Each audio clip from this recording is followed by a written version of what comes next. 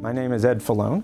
I teach at Marquette University Law School as an associate professor of law. I first became interested in the topic of refugees and immigration law when I had graduated from law school and I was a young lawyer and I was representing large corporate clients and I was looking for some sort of pro bono or free legal advice that I could do to give back to the community. And at that time it was the late 1980s. Civil War was raging in El Salvador, so I was able to volunteer as a lawyer for individuals who were bringing political asylum claims at that time. And it was a very rewarding and eye-opening experience for a young lawyer. As a law professor, one of the things I think it's important for people to realize is that under the law, there really is no more miserable situation than to be a displaced person. Displaced people don't have a home government that can protect them from violence, from sexual exploitation, from wage theft, and so they are an extremely vulnerable population. And their displacement can be caused by a variety of factors. They can be displaced by civil war, by invasion, they can be displaced by natural disaster, and sometimes their home country seeks to displace them intentionally through ethnic or racial cleansing. And once displaced, they are cut off from any sort of legal aid or assistance, and therefore it becomes crucial that the world community find a way to resettle these people. And one of the difficulties is that our legal system is not well tuned to handle displaced people. We have a legal definition of refugee under both international law and US law that doesn't match up with the displaced people in the world. Racial persecution, nationality persecution, religious persecution, political persecution. Those people meet our legal definition of refugee and therefore resettlement becomes a possibility. But people who are displaced for other reasons, natural disaster, climate change, general civil war, they do not meet the legal definition of refugee. And that's a problem in the law. The law is not attuned to the needs of these people. Ultimately, that becomes untenable. Ultimately, there has to be some effort to change the law to broaden the definition of refugee, to allow more displaced people to qualify for that status. Because once you're a refugee, then from overseas, you can apply for resettlement. The United Nations operates resettlement services for refugees, and the US will accept people who meet the definition of refugee. And when you make it to the United States, you might qualify for political asylum and be allowed to resettle. One of the things that you realize when you actually represent individuals in political asylum cases is that as a lawyer, we're very much concerned about proving facts, proving what happened, finding evidence of what occurred. Refugees are particularly difficult cases because you don't have physical evidence. These are people who flee in the middle of the night. They get a threatening phone call, we're going to come kill you, you're a labor activist, we think you're a communist, watch out, we're coming. They don't take the time, these individuals who receive these threats or who have suffered beatings or sexual assaults, they don't take the time to think about what evidence can I take with me, what papers, what physical documents can I bring with me to prove that this happened. They run and they arrive at the United States and they make a claim of political asylum, and oftentimes the only evidence they have is their own testimony. One of the biggest eye-openers for me was how so much just turned on whether or not these people's stories would be heard and whether they would be believed, and how frustrating it was to see people that I believed, but then to see ultimately the decision makers did not believe them. Well, I think this exhibit is coming at a very important time because the current presidential administration has very deliberately embarked on a pattern of demonizing and dehumanizing refugees. And one of the great powers of art is that art creates a shared humanity. It causes people who view the artwork to sympathize with and empathize with the subject matter of the artwork.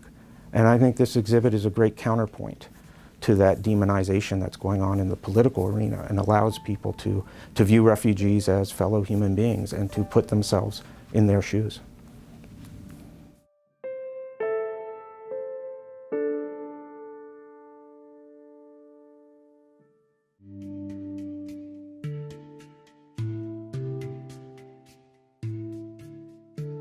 Well, I grew up in Southern California, which is at multiple crossroads. You have the border with Mexico, so international migration and the plight of undocumented people has always been important to me. But it's also the gateway to the Pacific and a major economic engine, drawing people from all over the world and all over the country. So you have the military bases in San Diego pulling young people from across the United States to live in Southern California. You have the draw of Hollywood that pulls people from rural Kansas with dreams of making it big. You have the port of Los Angeles. And you have all of this economic activity going on such that human mobility has always seemed very natural to me. Everyone was from somewhere else. And what seems unnatural to me, or very puzzling, is the way that people become fixated on a particular territory, or fixated with a specific sort of identity. So fixated on things like nationality or nationalism, when those are not natural or given, but social constructs. My last project explored the violence that Central American migrants experience in transit as they attempt to cross Mexico to get to the United States, undocumented. So those are primarily Salvadorans, Guatemalans, and Hondurans making a dangerous passage across a drug war zone along a clandestine route. I look at the way that people survive this violence through improvisation, through a sort of irreverent leveraging of anything that's fixed, whether it's a social institution or a material resource. It was a story of a man who I met in rural El Salvador, and he was living in a mud hut with very little means. He shared with me just his meager serving of beans, which is all he had. And we had been talking about how he had made the journey to the United States once before, and he was contemplating another journey. I was puzzled how someone with so few resources, not even enough to pay a sort of door-to-door smuggler, how someone could make such a harrowing trip. And he explained to me that he went step by step, knowing only that he had to get to a train yard in southern Mexico, and there he would meet with other people. And he put his arms out wide, and he explained, we all go like this. And what he meant by that was that people of different nationalities, of different walks of life, were all converging in the same place and coming together. And they boarded this freight train, all of them together, Hondurans, Guatemalans, Salvadorans, in this multinational group. And together they followed one another as unchoreographed but collective, and thereby participating in the work of history, reshaping the nation state. So you have people that are on the margins of history books, that nevertheless are participating in the great movement and moment of our time in their very act of survival. In one of the images, we see a wall in the background, the land crossing. And what we see around the globe, a global movement to construct walls. This is not just happening in the south of the United States. This is happening on the edges of Europe, in Israel. You see maritime sorts of blockades around Australia. There is a global movement to build walls. But there's something else happening that is even more insidious, even more difficult, because it's happening out of sight, which is a sort of outsourcing of border policing from the global north to the peripheral countries along the global south, countries that oftentimes have really vile human rights records. We had Central Americans arriving in large numbers at our own border. The way we have avoided dealing with that has been to allow Mexico to apprehend, interdict, and then deport Central Americans from southern Mexico before they ever step foot in the United States. The wall is almost inconsequential when Mexico itself is a wall. Mexico now deports more Central Americans than the United States does every year. So for me, the drawings bring home two important points. One is the suffering that people are experiencing. And I hope through a sort of image of that suffering, people gain a bit of empathy and understand that there is a responsibility to protect the refugees that are at our shores. But the second point, I think, is even more important and often overshadowed by the talk of suffering, which is that these people deserve our respect as well, because they are the agents of history. We can tell the history of the human race through the movement of people. It's what shapes their possibilities for politics, economics, for society. It's the history of trade routes and refugee flows, of flight and movement for opportunity. And so these are the people that are the political agents of our time. Rather than building walls to contain them, we could build bridges to facilitate them, empower them. And that, I think, is an important point, that we have a duty both to protect but also respect refugees.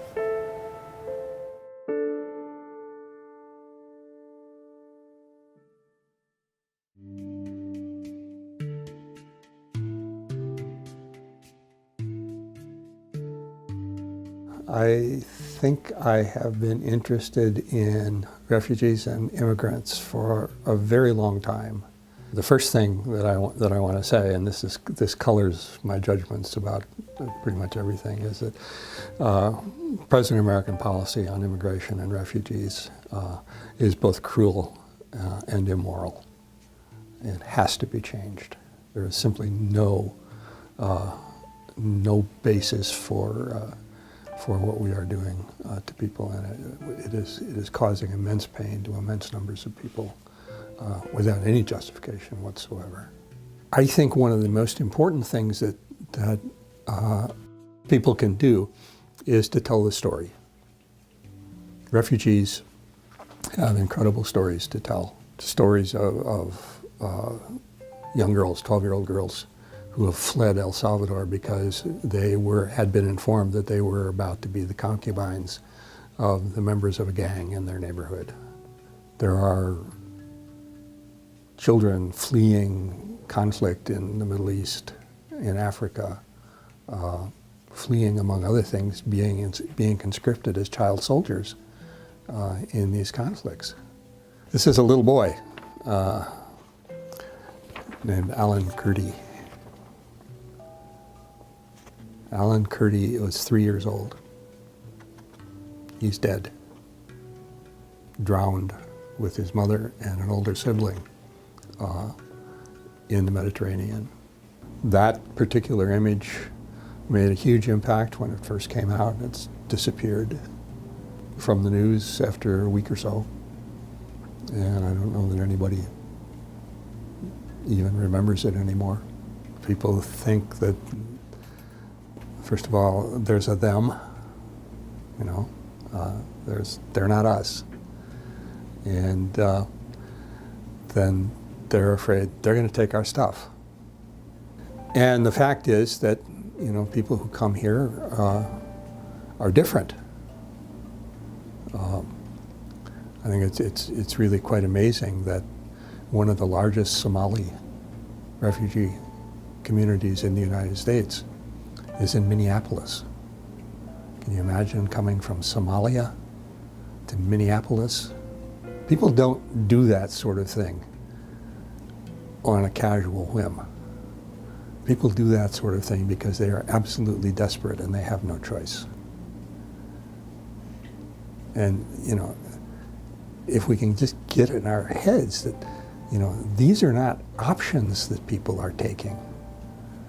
These are necessities, that they are fleeing where they were because they can't stay there anymore without dying. In 2015, refugees constituted 0.02% of the population of the United States. Why people are terrified of refugees, I have no idea. There is absolutely no basis in fact or anything else. So that's what I would like people to know, that their fear is utterly unfounded. And that's really important because fear leads to hatred. And hatred leads to exclusion and violence and you know, all kinds of things.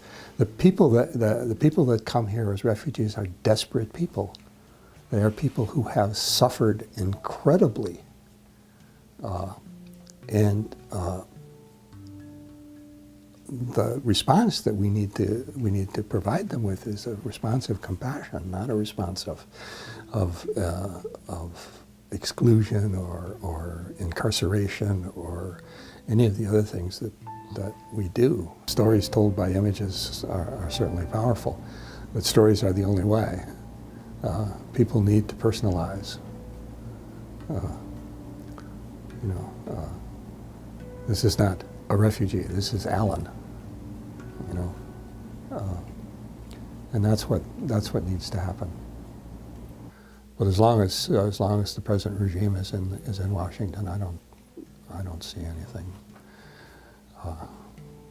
The only thing that we can do is not let things pass, to protest, to publicize, to do what we can to say this cannot stand.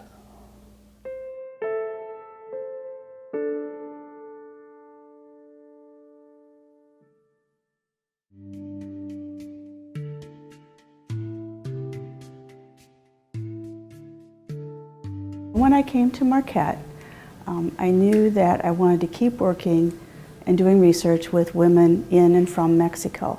And so I connected with the community here, continued to study Spanish, and eventually got connected with the Society of Jesus Migration Network, Central and North America. I spent time at the Kino Border Initiative, which is a Jesuit initiative on the Arizona-Mexico border. Women and men in this situation are primarily folks who are trying to cross the border, or folks who have been picked up by the Border Patrol while crossing and sent to detention and then deported back into Nogales.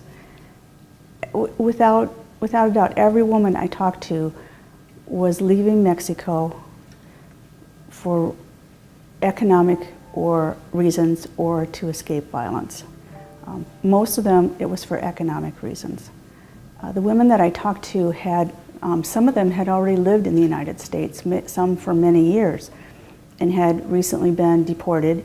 And what's happening on the border is a thing called lateral deportation, where if you're traveling with a man, he's deported elsewhere, usually a good 12 hours down the road. And you don't know where he was deported, which entry gate he was deported through. So these women find themselves in Nogales, often deported at 4 in the morning, not knowing where their loved ones are, not knowing what's going to happen with them next. Because, well, I've done research with women from Mexico and in Mexico, but I had never been to the border and heard those experiences firsthand, kind of as they were happening. I had no idea how truly brutal it is.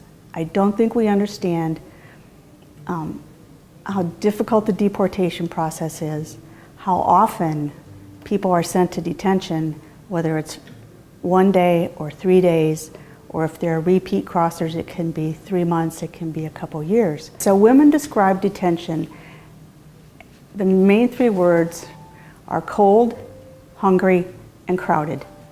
They describe being crowded into cells so small that they only can stand or crouch.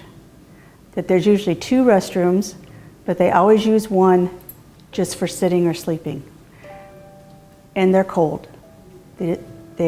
Multiple women have told me this, that they're allowed to keep their pants and a t-shirt, and that's all. And the temperature in there is very cold. They're given 2 packets of crackers or cookies, galletas, it could be crackers or cookies, and juice boxes at 4 a.m., at 11 a.m., and 4 p.m. And they can't save food from one mealtime to the next. One woman told me that the t-shirts they were given were white, but everybody's looked black because there was no way to clean them. And if you had money, you could buy a thermal t-shirt, but of course, few women had the money to buy a thermal t-shirt. So I don't think Americans know that the government is paying these for-profit detention centers to house people. I don't think people know how difficult their time in these centers is. It's a neoliberalism. It's everything for profit and not for people. I mean, that's what's driving migration, I think, all over the world. I've made several trips to Chiapas and learned from, that's where I first was introduced to the term neoliberalism. Indigenous people in Chiapas who were talking about this world economic model that's stifling their lives. And I had never heard of it. And we are, major players in this model. Since the last presidential election, I think that things have gotten much more anxious and tenuous for people who are here without documents. But certainly the language out there is frightening to people who are living this life in America, contributing to our economy, doing jobs that America needs done, and living with tremendous anxiety about family separation.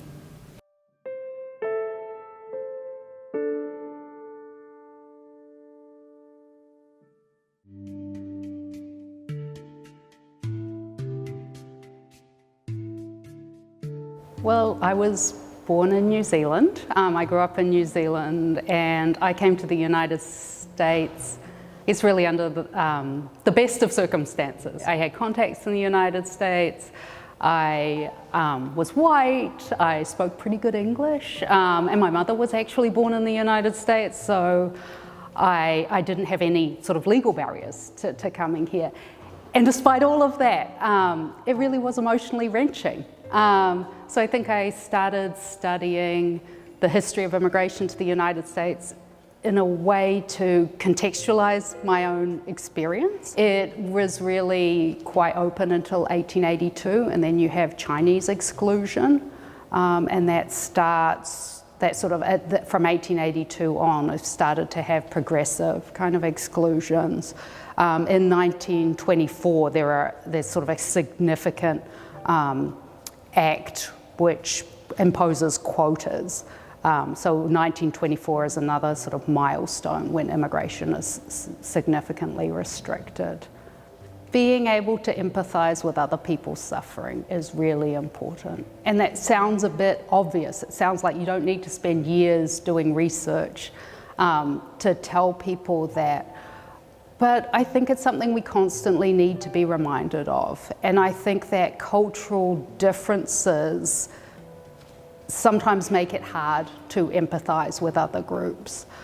So I think, for example, in my research, I've found that there are different groups sort of deal with suffering in quite different ways. As a scholar and as an educator, I want to expose people to stories they're not familiar with. I try to hold back from sort of preaching to my student because I really do believe in the power of the stories. And I'm really happy that there are other people doing other work, but my side of the work is sort of gathering the stories and telling the stories and presenting an analysis of them. Rick Schaefer's Refugee Trilogy could be really useful for students. In my own teaching, I've seen how important images can be, and in this case, he has really powerfully sort of invoked a universal humanity using a sort of visual language that captures sort of the epic nature of suffering and transcends kind of race and religion and national differences. When I thought about this, that visual language is a particularly Western one, and today a lot of, I would say most refugees are coming from outside the Western tradition, which makes me wonder about this tension, right? This sort of supposedly universal ideals in juxtaposition with the sort of religious and national and racial boundaries that often have been really significant in determining who gets to be a refugee. Because refugee is a particular cultural category and a particular legal category. Who gets that status often has been determined by race and religion and nationality. That's been true in the past, and it's still true today. So there's this tension between universal ideals and these categories, these boundaries. I think the pictures are powerful because your first response is, this is something universal, this is something human, this is something epic. And then you sort of have to stop and think, how is it evoking universality? Who is left out? And for me, that sort of gap between what my initial impression was, and then my sort of thoughts once I stopped to analyze it, that was really powerful. The gap that it can have sort of both of those layers, I think, is significant, and I think adds to its power.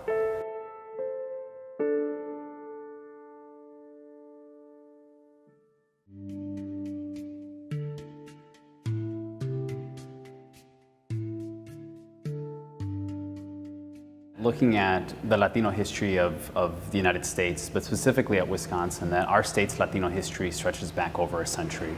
So there's this idea that arrivals that come here either as refugees, as immigrants, as migrants, are new arrivals, are people who are making a new voyage. But in fact, that history stretches back. Wisconsin has a long tradition of being known as an immigrant state, and Milwaukee even more so. And I think it's important to understand that Latinos are part of that tapestry. They've been woven in for quite some time. Milwaukee in the 1980s was a welcoming space for refugees from Central America, people who were fleeing civil war and destruction, who came here looking for some sort of asylum, some sort of support. And Milwaukee's religious community, beginning in 1982, really stepped forward to be that place of welcoming, to be that place of safe harbor. And so that's definitely part of this city's history as well. I think one of the dominant questions when we talk about displacement and people who are forced to flee their homes is the question of why people make that decision. And I think in the general public, there's a conversation on questions of welcoming, what our responsibility is, and why people would make that decision to come to this place. The decision for an individual to leave the place where they've made their home, where their cultural traditions, where their roots really are, is a very hard and strenuous one. And so as a welcoming community, as a receiving community, it's important for us to remember that those decisions that push people away from their homes are often very much questions of death and destruction, and there must be some very important push. And so it's incumbent upon us as receiving communities to welcome them as well. So we as a community, whether a parish community or a civic community, have to make priorities on where we decide to place our money and our capital and our resources. And so that comes through in a number of different ways. The first way is who is prioritized for coming into this country, right? So in the 1980s, Central Americans were not even recognized as refugees by the American government. Immigration and Naturalization Services deemed them to be simply economic migrants. And the reason they did that was political, because they understood that if they recognized them as refugees, the United States government would have to recognize their own role in destabilizing some of those countries in the early 1980s. And so churches are the ones that made the priority to step forward and say, it is our moral obligation beyond our legal obligation to offer resources and to offer support to these people. I think Wisconsin is part of a larger national story when it comes to the refugee situation. So for example, before last year's presidential election, there were 400 sanctuary churches in operation throughout the United States. So 400 congregations had committed themselves to either provide physical sanctuary for refugees or to provide support for congregations that are providing sanctuary. Immediately following the election, we saw a sudden upsurge in sanctuary congregations stepping forward. So what was 400 in the fall of 2016 is now closer to 1,000. Right? So more than doubling of churches that are stepping forward. And so once again, this comes through a lot of different ways. A recognition that we have some role to play as people who have a certain amount of cultural and political and financial capital, but also that we're part of a larger fellowship, whether it be a religious fellowship in shared Christianity or in shared religiosity, or just a basic understanding of humanity, that a person's suffering affects my own as well. I think the moral responsibility comes through in a number of different ways. The first is the realization that in this country we're born into a certain amount of privilege. We have these opportunities that are really no work of our own. It's simply the opportunity that we're born into. And there are people around the world who don't have those same privileges and those same opportunities. And so we have an obligation with these resources to give in whatever way we can. And that extends in a number of different ways. But when it comes specifically to refugees, when someone comes to your door and they ask for your help, you have a moral responsibility, I believe, beyond any sort of Christian or Jewish or Islamic understanding of faith and morality to step forward, because these people share the same space that you do. We're living in this world. And so that humanity that we have, that obligation that we have, extends beyond any form of religious understanding of brotherhood or fellowship. As an educator, my number one call to action is to learn more, because a lot of whether it be a prejudice or simply an ignorance that we have against these issues, simply fall from not understanding the situation. And so arriving at this type of an exhibit and looking at these images and reading the placards is one small step, but it can't be the only one. It can't end on a simple trip to a museum. It needs to be the instigation, the fire starter for something more. And there are hundreds of thousands of people in this country who are moving forward in this type of work, who are doing so in the form of service, right? We understand, those of us who are allies to refugees and to undocumented communities, that we are simply working in service to those who need our support. And the leaders of these movements are ultimately going to be the people who are most affected by these policies.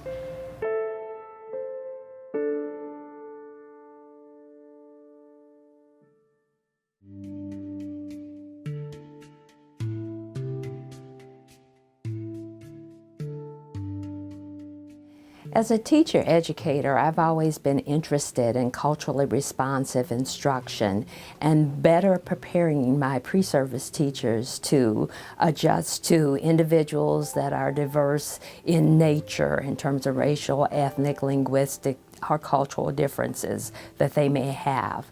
As a teacher-educator, I was very much aware of the fact that culturally responsive instruction builds on the social nature of literacy, involves having empathy and concern or care for others, and that care influences their development as linguists, as individuals who speak, also as individuals who have that identity in terms of cultural background that influences who they are and how effectively they are in learning.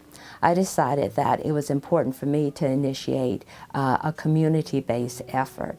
That community-based effort was to design a reading program.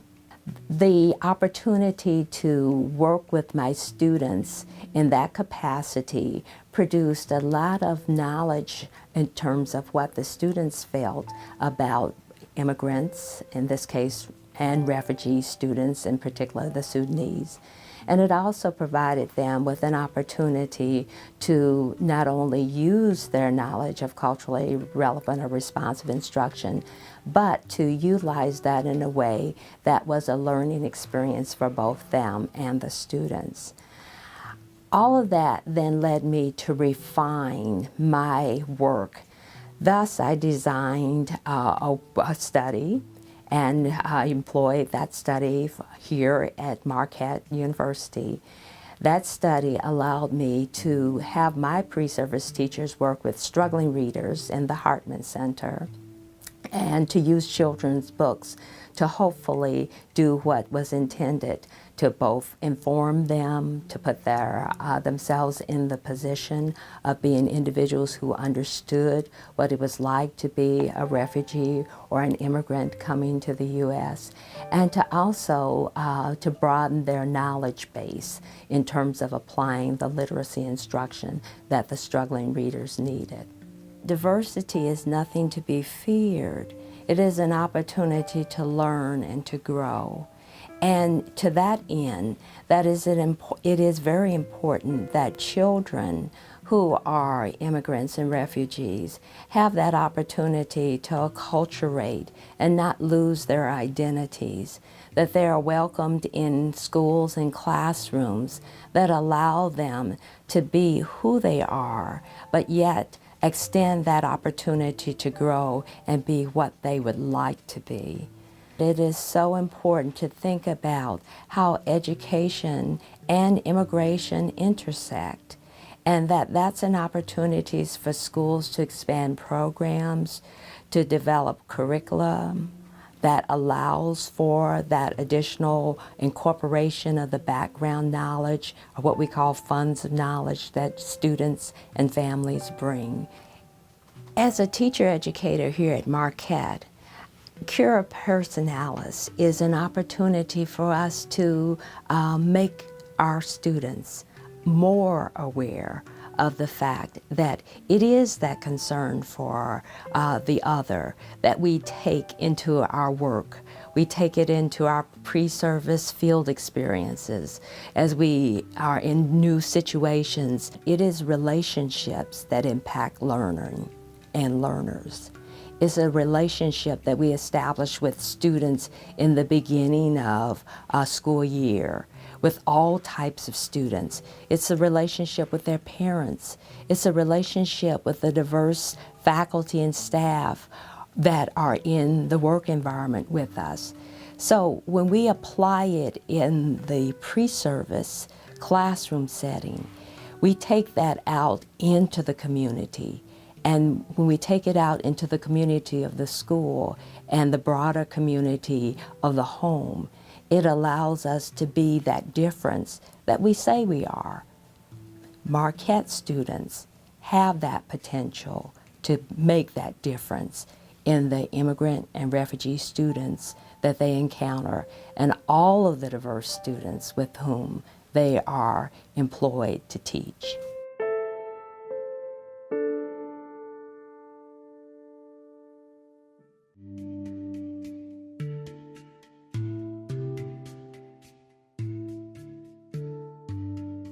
Since my doctoral thesis was on Palestinians, I spent a lot of time in Palestine. I mean, I've been there every year for the last 30 years. And I've seen the refugee camps in Jordan, which took in Palestinians, and then they took in Iraqis, and now they're taking in Syrians. So it's, and you know what? They do a lot better job than we do.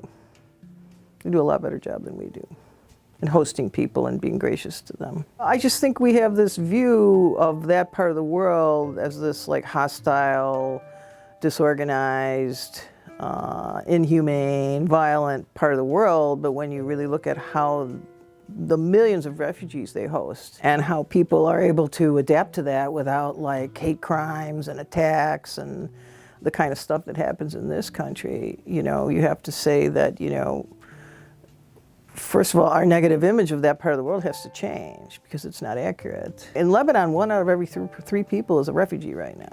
1 out of 3. In a country that's, you know, not as developed as the United States, yet they're managing. So yeah, I think that, you know, we need to look at how others are doing things and make ourselves better instead of just asserting that we are the best, which is simply not the case. As the immigrants to this country are more people of color, there's this white backlash we see, right? I mean, it's obvious that part of the victory of the Trump election was the white backlash against the increasing numbers of people of color. So if people of color who happen to be immigrants or not, or refugees or not, are having bullying experiences here and exclusionary experiences here, that affects their life in this country and the quality of their life. So it matters. Like a lot of people think that 9/11 caused Islamophobia or caused anti-Arab racism, but you know, that kind of collective attack means the racism was already there. Because when it's not there, as for how white people are treated, you don't hold all white people accountable for what one white person does. Even in my immigration class where I taught about, you know, race is one fundamental feature of how the immigrant experience works in this country. And even after a semester of doing that, when they do they have to interview an immigrant and they analyze the interview, they never mention race. Especially if they're white. It's all about their skills, their achievement, their language, their education that got them where they are today. And they never mention the fact that they're white. I think people should think that it's only by a dint of luck where they were born and the life experience they have, and that we're all the same. But it's always some other people that become the victim of the failures of leaders in this country, and I think that needs to be seriously questioned. See, each different targeted immigrant group has a different thing they're blamed for. So the blame of the problems of America has been put on the shoulders of Mexican people in this country, right? Jobs, crime, drugs. When you talk about like Arab people, it's terrorism, right? When you talk about Muslim people, it's they want to take over the country. So look at Joe Arpaio. Read what he says about Mexicans, right? Look at what our President Donald Trump, he called them rapists, right? Where do they get those ideas? Gee, I don't know. If you do nothing, you're agreeing with what's going on. If you do nothing, silence is assent to what's going on. So whatever way you choose to do it, writing, speaking, demonstrating, organizing, having a club, I don't know, book, whatever way, you know, people have to do something. I think we're increasingly, our minds are being taught to think of people as economic actors only, and freedom means freedom to buy this and to buy that, and freedom means freedom of choice, but real freedom is that everybody has the opportunity to be the best they can be in their life, and that means we have to think less in economic terms and more in terms of compassion and care.